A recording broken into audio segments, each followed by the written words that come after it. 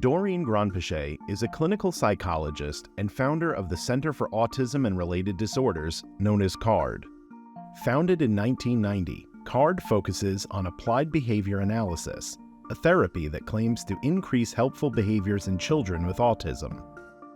An immigrant from Iran, Granpeesheh studied children with autism as a student at UCLA before founding CARD based on her studies as a graduate student there. I came to the United States in 1978, and that was the year that there was a revolution in Iran. And shortly after the revolution, they took the American hostages in the US Embassy. So it was very difficult for us as Iranians living in the US. I started attending UCLA, so I was really young as a student in university, and it was a very big university, so I was very lost. It was also that because there was a revolution happening in Iran, I had completely lost contact with my parents because they were in hiding from the Khomeini regime. So I had no contact, and I had to find a job in order to be able to pay for university. I had taken a course in social psychology, and I loved just kind of seeing how people are different in groups as opposed to individuals, and it was just fascinating. So very quickly, I got involved with a course in psychology, and the professor was a gentleman by the name of Ivar Lovaas. I left UCLA in 1990 with my doctorate, and I had mostly focused on autism. Because I was at UCLA for a long time, I had been overseeing the clinic there, so I knew how to train people. Then I went back to autism, and I founded CARD, the Center for Autism and Related Disorders. And I started seeing people who had children with autism and started teaching them all the things I had learned at UCLA. Very quickly, a family that I had met in New York who had 2 children on the spectrum of autism. Both of her children had done the type of therapy that we did at UCLA, and both of her children recovered. So she wrote a book called Let Me Hear Your Voice, and it became a bestseller. And in the book, she talked about me and how I had given guidance to her team and helped them get where they were. So because of that, a lot of families in New York were contacting me and asking for help.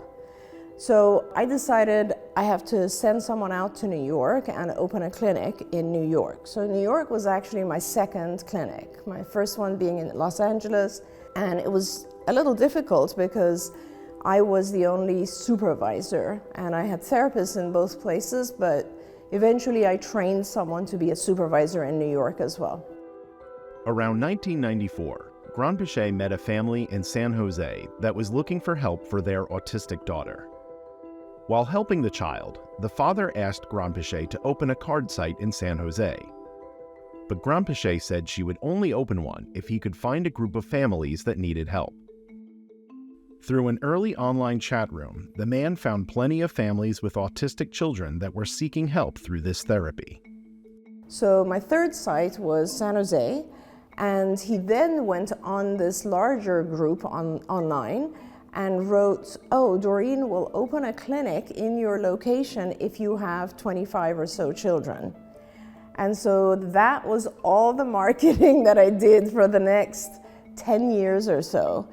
Because then I had families reaching out from North Carolina and then England and Australia and just all over the world. When I started CARD, there was the UCLA clinic, which was very small and really much more experimental. There were not a lot of people providing this service. It was all private funding, so it was also difficult to access. But over the years, mainly starting from our work at UCLA, but then also with replication studies, we proved that this type of intervention works. And that's why we were able to get health coverage as well. In the very beginning, the first few years, there was pretty much no public funding, so parents were paying for our services. And this is expensive because the type of therapy we do is very intensive. So one child might be receiving 40 hours of one-to-one therapy per week. So that's very expensive for the parents to pay for. And then after a little while, there's a law called the Free and Appropriate Education Act. And that law says that if a school district cannot provide the appropriate education for your child, they are obligated to hire someone who can. So a lot of parents started using that and hiring me. And state by state, though, there was a very good lawyer in New York actually who made that happen for a lot of families. And so I was providing a lot of service here, funded by the districts. Granpeesheh isn't without her critics, however. Applied behavior analysis has faced criticism that it's too tough on children, as the therapy historically used punishment to help shape behavior. While many physicians no longer use punitive measures, critics say the therapy focuses too much on trying to make people with autism appear quote-unquote normal. Granpeesheh has also faced criticism for her views on the origins of autism. While many experts believe autism is caused by a combination of genetic and environmental factors, Granpeesheh's support for the theory that the body's inability to get rid of quote-unquote toxins and role of vaccines as one such toxin in contributing to autism is controversial. So I want to explain what I think is the origin of autism. And then I think it'll become apparent why some people criticize that. I believe that autism, and I've been around for a really long time, seen thousands of children, seen the whole history of autism kind of evolve. You know, when I started in this field, people believed autism was because of cold parenting. There was the refrigerator mother, you know. Then there was a period of time that everybody was having children with autism swim with dolphins to become cured. I mean, I've seen all kinds of things over the course of the last 45 years of being in this field.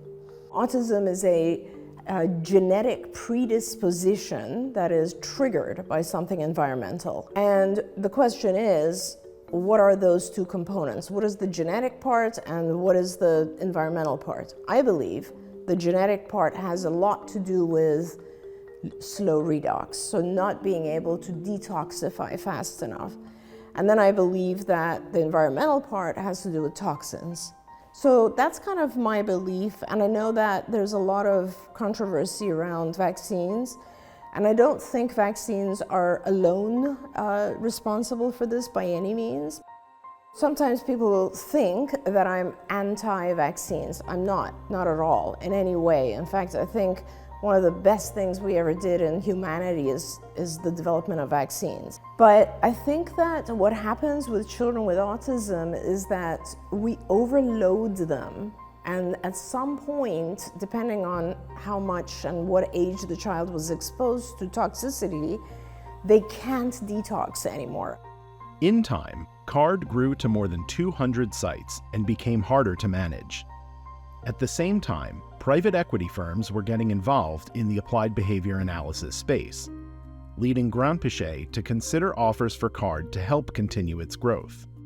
In 2018, Blackstone bought CARD in a deal valuing it at $600 million. Granpeesheh walked away with approximately $300 million pre-tax and stepped down as CEO in 2019. Personally, if I was to make the decision again today, I wouldn't sell it. I think these types of services, healthcare, when it comes to young children with disabilities, you have to have a clinician at the helm. It's very important to continue to think about the patients and continuously focus on the clinical side of the practice. And it's difficult when there isn't a clinician at the helm. Because I'm a clinician, there was always a big part of me that wanted to invest in making the program better. I put in a lot of money into my research and development. I'm glad I did that because the brand of the company became so well known and so high quality. And that was a big part of why we succeeded in the end. My advice for young people going into the field of autism treatment who will be social workers or psychologists or behavior analysts or behavior technicians, I really have one piece of advice. You may have gone to school for a long time, like I did, but nobody knows your patient better than their parents and their family, or themselves. So listen and really understand your patient in all possible ways. Understand their life, understand their physical health, their mental health, understand all of it, so that when you're treating the individual, you're treating them as a whole person. In June 2023, several weeks after this interview was filmed, CARD filed for bankruptcy. CARD has entered an agreement to sell itself to Pantagran, a company partly owned by Granpeesheh, for $25 million if it does not receive a higher bid in the sale process.